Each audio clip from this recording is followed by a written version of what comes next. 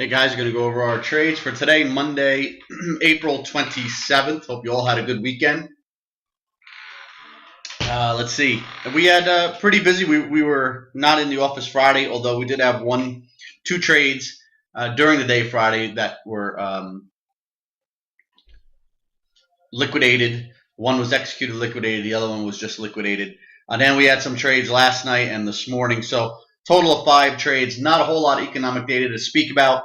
Two economic numbers came out this morning, 9:45 on the East Coast, and then I believe 10 a.m. or I believe it was 10 a.m. on the East Coast. They were both medium to low level type numbers. They both missed forecasts again, which we've been saying all along. You know, for the month of March, over 90% of the economic numbers that have come out have missed forecasts. So not looking very good out there at all. Although the Fed so far hasn't admitted it. We'll see at the next meeting what they have to say for themselves. Obviously, we'll see what April produces as well in the coming weeks. So let's go over to 5 trades. We had first one you're looking at here. Actually, there's 2 here. Pound to U.S. dollar. We were short this Thursday evening. 1.50483 started to come in. It was struggling coming in. You know, it took a long time to come in. We had 40% of our normal size. We decided to just get flat before shutting things down for the evening. You know, you could tell it just didn't want to come down. So there was obviously buyers there in the pound and sellers of the U.S. dollar. So it should have been the hint to what you're going to see on U.S. dollar Japanese yen, but we didn't take the hint. Anyway, so on this trade, we picked up 8.2 pips. We had 40% of our normal size. We picked up 3.2. Now, the next trade you see was the next morning after the number came out on Friday morning, which I don't recall what it was. It might have been a GDP number. No, it wasn't GDP. Anyway, it was a big number that came out Friday morning. This is the spike here, this blue one that you see, this big blue candle.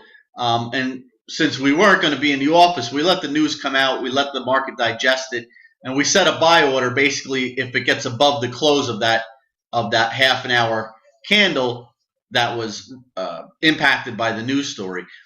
So we weren't even in the office when this trade got executed, and it was, you know, buy it on a break above the close of that. Like I said, that first 30 minutes after the news announcement, look to make upwards of 20 pips. So we had our profit out there at 22.5. It was moving so fast we picked up 22.8 pips on it. It was a full trade because we had our stop down for about 30 pips, and it never pulled back. And you can see, if we were in the office, we could have maybe pieced out of it, taken the whole thing, whatever. It did move higher after we got out. You can see that it moved another 6, 7, 8 pips higher, and it stayed up there it did stay up there all afternoon. So, you know, it was an easy trade there. Unfortunately, we were in the office. We might have been able to do a little bit better on it. This was the trade I spoke about earlier, where let's go back to the pound to U.S. dollar. That trade on the pound to U.S. dollar that we were short, and you could tell it just didn't want to come down. So there was buyers in pounds, sellers in U.S. dollars. That should have been our hint that this number Friday morning was not going to be so good. So we held the U.S. dollar Japanese yen overnight from Thursday night into Friday. Again, 40% of our normal size. You can see it dip down. We come in the office early Friday morning just to see what was going on and hear the news that came out. And you can see it was relatively flat when we came in around 6:30, 7 o'clock in the morning. And it started to sell off, and then the news hit, and it sold off hard. So we got stopped out. That was our stop, 118.90. That's where we got filled. Lost 63.7 pips. Size adjusted 25.5 pips.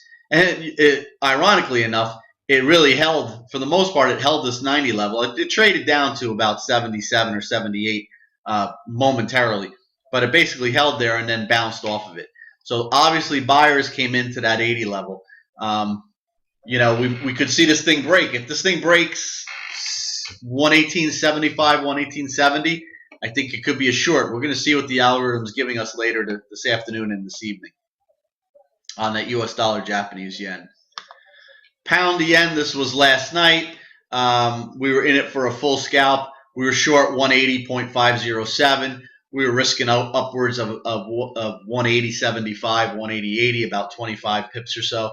And it came in pretty quickly, maybe an hour or so it took. We picked up 6.4 pips. Again, it was a full position. It did. We covered 180.443, picking up the 6.4 pips, and it did trade as low as 180, about 35 or so.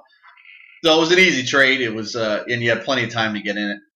And then this morning we had this one we gave away. Really, we were long New Zealand dollar Japanese yen 90.668. We gave this signal with plenty of time to get into it. It was just a beautiful setup on 15-minute chart or even half an hour chart.